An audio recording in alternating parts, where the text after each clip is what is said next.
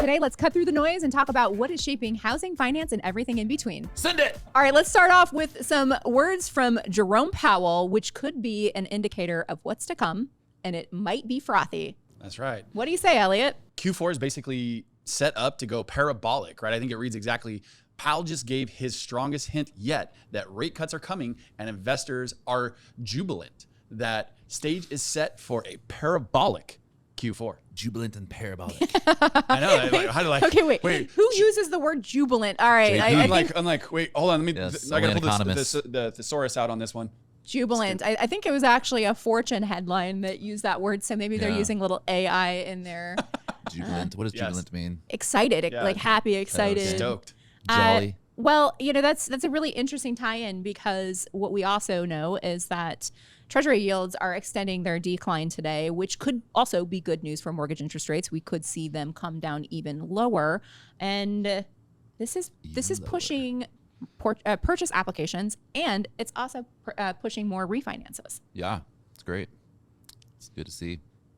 Yeah, well, I mean, it's definitely got to be pushed because, like you just said, there's a lot of these. What is it? Marry the house, date the rate type of situations that people go on. Or the buy down, the 3-2-1 buy downs. Exactly. Yeah. And now that those are kicking in, like you said, the sting is going to, that scorpion whip is coming. The people got the 3.9, 4.9, 5.9, and we're like, oh, when it hits 5.9, I'm sure the rates will be down in the 4s, so I'll just refinance. Yeah. And then But they forgot about that scorpion tail. Yeah. Is going to come whipping down on them. Yeah. Well, I saw we know of a deal that there was a short sale. Someone bought the home in March of 2023 for $492,000. It was a new build, and it just got approved for a short sale at $378,000. Where's this at? Woo! In Queen Creek. Queen Creek, yeah. 378. Yeah. Wow, that sounds like a rip out there for that. Yeah. Well, and the builder is still building and selling at the higher price. Yeah. And then the short sale, is. So are we coming into some interesting times because you're seeing a few of those and you're like, oh, okay, they paid $492 and they can only sell it for $378.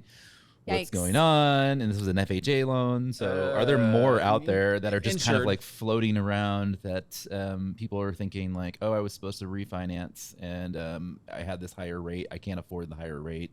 I lost my job. A life circumstance happens. I think in that situation, there was a life circumstance that happened that kind of forced the sale of the home so early on. But it was such a dramatic price difference than from what they bought it for just in 2023. Dude, it's giving considering 2008. the market didn't go down. I mean, it's 6 figures. I mean, it did for this property, but yeah. Well, and we all know that there is a discount to be had on short sales. The uncertainty, the time delay, the investment of that buyer on waiting to see if it gets approval. And typically that causes, a lower price point. Well, and we know that. But how much though, right? 10%, 20%, right? How much? Who knows? And I'll play devil's advocate quickly on this too. Like you said, it's an FHA loan, which means it's insured. So depending on what their insurance is and the percentages and can they claim and is it a guaranteed, right? Like that's where a lot of that stuff, like knowing the short sale world so much, like where you have to go get approval from the investors, et cetera, is you get out of those ratios. So if this was in the ratios that they could claim this as, a foreseeable loss, which a 6-figure loss, that actually sounds like it would be out of the ratios. But long story short, there's a lot of things there that to me that sounds like there's I don't know. If I was FHA on this one, I would definitely be investigating.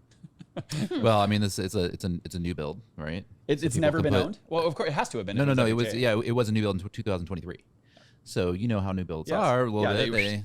They push the price. Oh, yeah, this is get upgrade this, upgrade that. They have a cost appraisal and they pay a little bit too much. That makes perfect sense, actually. They get in a position and they have to sell. Right, new construction neighborhoods may be a little bit inflated because of the builder and the trickery, if you will, that they play in getting buyers into the homes. The trickery. Well, it is. I mean, these buy downs, and they're called forward mortgages. Yeah, so they bought the mortgages ahead of time. And they don't have to get them to appraise, like you said. They don't have to play the game that the 95% of the rest of the people that are selling their house have to play. Right. Think about how many people have had to reduce their price because the house wouldn't appraise. Yep. Builders don't have to do that. Are you seeing more short sales in your market? I was on a mastermind with several of our Zoodealio members last week, and some of the comments that I heard were about short sales, and we are seeing more short sales. So that ties into what Jason's talking about with that specific situation.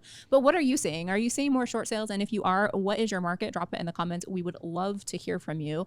We want to talk also about reimagining real estate incentives. This is a Housing Wire article that came out. It said, Beyond Godzilla, an industry drama. And the article is written by Lee Davenport. She has a PhD in economics.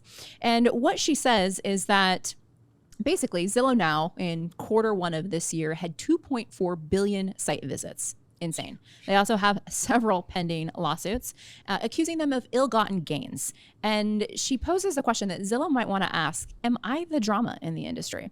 So she talks about how Zillow became Godzilla, the all-powerful that they are. And she also references a quote from the book Freakonomics, which is now 20 years old. But a key premise of the book and Economics 101 is that the world goes around based on financial incentives. Absolutely. So meaning changes in cost or benefits influence our choices and actions. And 100%. In short, we work based on our pay. Well, if you believe that, it doesn't bode well for the real estate industry, which is incentivized on the price of the home because of the commission structure.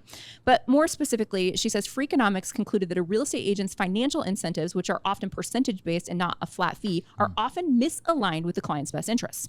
She then goes on to say that we should be asking questions about the economic incentives that are in real estate. And I do believe that the recent lawsuit out of Portland, Oregon, accusing Zillow of their scheme to inflate commissions kind of ties into this. So let's chop it up for a minute. What do we think?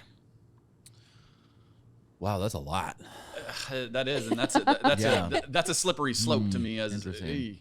So do agents have a financial incentive to sell a more expensive house or a lower expensive house? Well, obviously, yes. Right? I mean, we get if it's percentage based commission, then yes. But I don't think that we're like going, hey, you should pay full price for this property. No. I mean, buyers are buyers, and they, you can suggest like, hey, a asking price or what you should make an offer for, but it's really them, saying, hey, what do I want to make an offer for, or what can I be approved for? What about a flat fee commission? What if realtors just made $5,000 flat fee? Then I wouldn't be a realtor, I guess. I don't know, or would we? Because that would actually cut out the riffraff so much. Yeah, I guess so. I mean, it really could. Or you could call me a riffraff. No, certainly not you. But what I am talking about is the oversaturated amount of transactions per licensed real estate agents. Okay. Yeah, absolutely. There's oversaturation. But I will say that one of the things that motivated me early on in my career was the possibility, because let's be real. Yeah. You're front loading a lot of time, energy, effort, work. I mean, you could be working with a client for months and they may or may not even end up doing anything. You could be following up with a seller for years and they may or may not end up listing their home with you. And so we have to do a lot of work that we don't realize any economic benefit from until sometimes months, years later. And that's so overlooked in the industry by reporters like this. Yeah, exactly. You get buyers that just that say, I want to buy a house, and then they go out, we show them a bunch of houses, and then they have a some sort of life issue, and they're like, oh, I'm not buying a house anymore. And you're like, Yep. What? I just spent the last 4 weekends showing you houses. Yeah, not to mention rearranging. I missed my vacation. I stayed home and I'm not even hired babysitters, paid for gas, paid for lunch, did all this stuff for nothing. So it happens. It's happened quite a few times in our more times than we can count between the three of us. I guarantee. But then there's the easy one where you're like, you get a call, hey, I want to buy this house. Great. All right. You want me to write you an offer? You even want to see it? No, I already know. I walked through it in the open house. Can you write me an offer? And you write them an offer and it gets accepted and they close in 10 days and you get paid. So, those it all evens out. It equals out to, so yeah. But also like, I like to market the higher priced properties. Thank you. That's exactly where I was going to go. And on Val Vista over there on Riggs with Jeff and I was like, man, there's a $4 million property. I know it's going to sell. I'm going to market the crap out of it. And I found a buyer and closed it and made a 6-figure check. So it was a you earned, not made, earned a 6-figure check. Earned, made. Because of the marketing piece. Like that's the part again.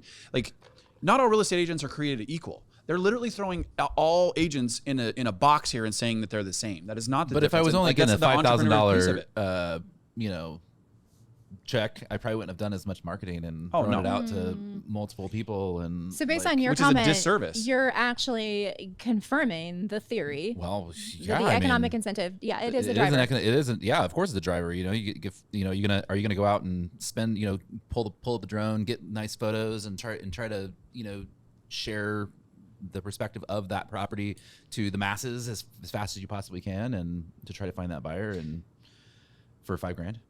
I mean, some people would, but the $100,000 was a little bit more. Yeah, well, and motivating factor. And like using a Freakonomics in real estate, who wouldn't want to live in a multiple $1 million house for $1,000 a month, right? It's just obvious when we're talking about these things. There are incentivization. That's why those things work. That's why they're there. Like, to me, it's like this is like a no-brainer situation. So, I mean, obviously you have to take care of the baseline. And then after that, if there's an opportunity to earn more, well, a lot of times a person earns in direct proportion to the problems that they're solving. Case in point, you're solving a really big problem. You're finding a buyer for a $4 million property. How many people can afford a $4 million property? Probably about 0.1% of the population. Yeah. So when Jay went out and found that person, do you think that solved the problem for that seller in a pretty happy way and they were happy to pay you for it? I'm going to say yes. So if you find the needle in the haystack, you will be rewarded handsomely. What do you think? Drop it in the comments, and thanks for tuning in.